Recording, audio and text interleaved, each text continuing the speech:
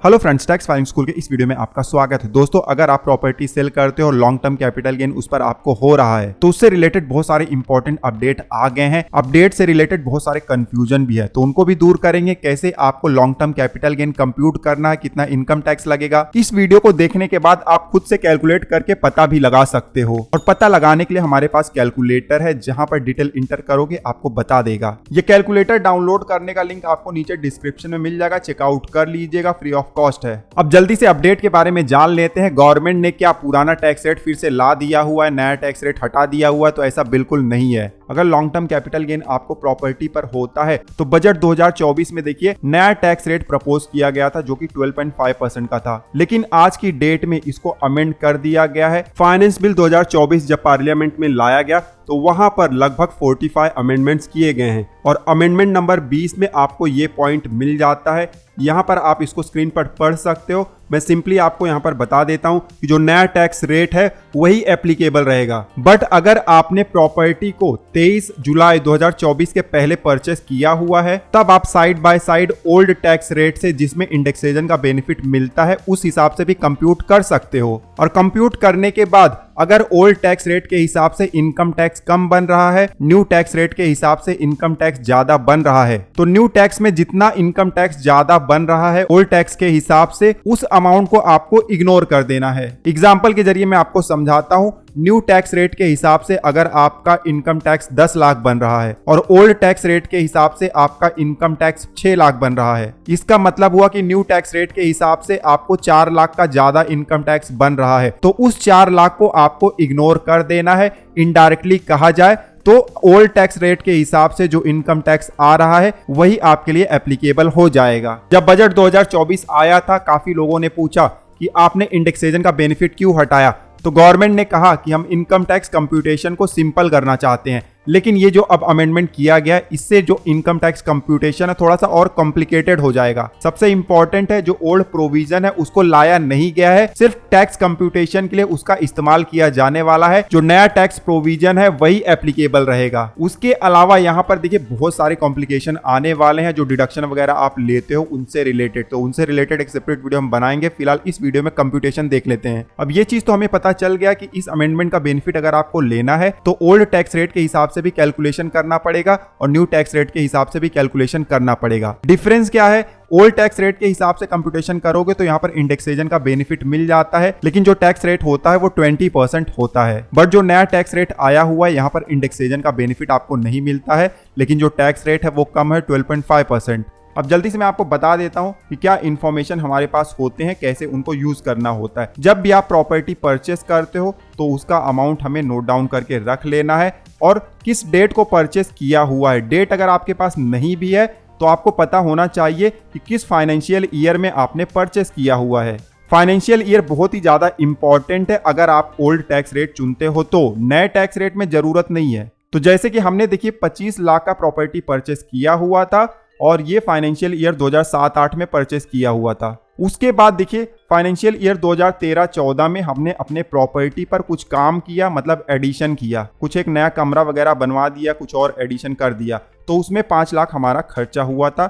उसके बाद देखिए फाइनेंशियल ईयर 2024-25 में हमने 90 लाख में उस प्रॉपर्टी को सेल कर दिया। तो यहाँ पर सारा कुछ हमने नोट डाउन करके रख लिया हुआ है, ट्रांजैक्शन का नेचर, अमाउंट और कौन से फाइनेंशियल ईयर में ट्रांजैक्शन हुआ है। अब फाइनेंशियल ईयर हमें पता है तो ये जो फाइनेंशियल ईयर है उसका CII हमें निकाल लेना है। ध्यान देना है, अगर ओल्ड टैक्स रेट से आपको कैलकुलेशन करना है तो CII बहुत ही इंपॉर्टेंट फैक्टर है। CII का फुल फॉर्म होता है कॉस्ट इन्फ्लेशन इंडेक्स। आपको गूगल पर जाना है और सर्च करना है CII चार्ट इनकम टैक्स और बहुत सारे वेबसाइट आ जाएंगे। कोई भी फाइनेंशियल वेबसाइट आप ओपन करोगे तो इस तरीके से आपको चार्ट दिखाई दे जाएगा। यहाँ पर 2001-2 से बेस ईयर स्टार्ट होता है और उसके ऊपर देखिए सारे फाइनेंशियल ईयर दिए गए हैं और ईयर के सामने ही यहाँ पर CII का वैल्यू दिया गया है। मान लो आप ये वीडियो देख रहे हो 2025-26 में, तो इनकम टैक्स डिपार्टमेंट हर साल CII का वैल्यू नोटिफाई करता है। जैसे कि देखिए फाइनेंशियल ईयर 2024-25 का नोटिफिकेशन आया था और यहाँ पर वैल्यू हमें बताया गया था। उसी तरीके से 25, 26, 26, 27 सबका नोटिफाई किया जाता है। ठीक है, तो ये आपको पता कर लेना है।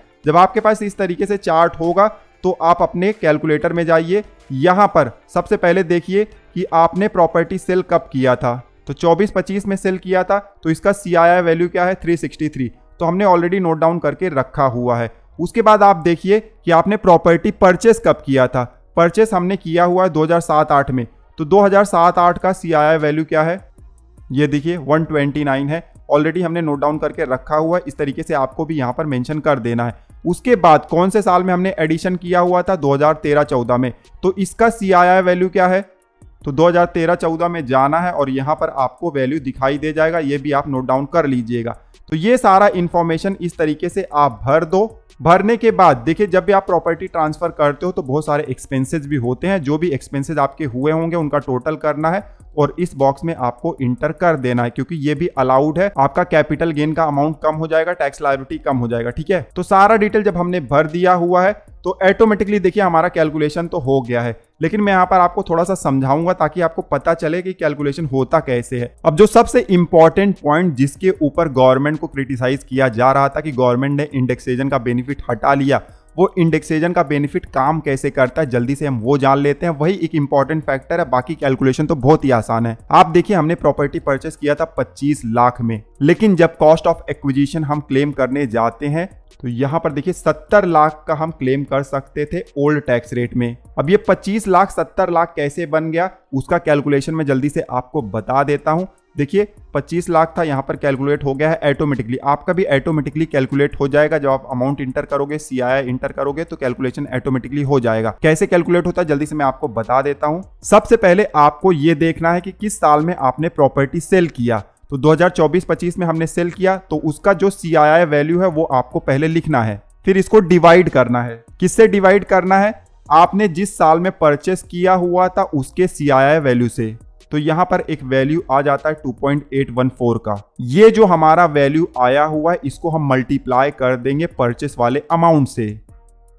तो अब आप देख सकते हो 70 लाख का अमाउंट हमें आ गया है। इस तरीके से कैलकुलेशन आपको करना होता है इंडेक्सेशन का। तो जो 25 लाख है ये नॉर्मल आपका कॉस्ट ऑफ एक्विजिशन है, ITR में कॉस्ट ऑफ एक्विजिशन बोला जाता है। लेकिन जो इंडेक्स्ड कॉस्ट ऑफ एक्विजिशन है वो 70 लाख है। पुराने टैक्स रेट से करोगे तो ये आएगा और नए टैक्स रेट से करोगे तो ये आएगा, ठीक है। उसी तरीके से देखिए, जो आपने एडिशन किया हुआ है 5 लाख का, इसका भी आप इंडेक्स्ड कॉस्ट ऑफ इंप्रूवमेंट बना सकते हो। हमारे केस में देखिए 5 लाख का जो अमाउंट था वो बढ़ के 8,25,000 हो गया।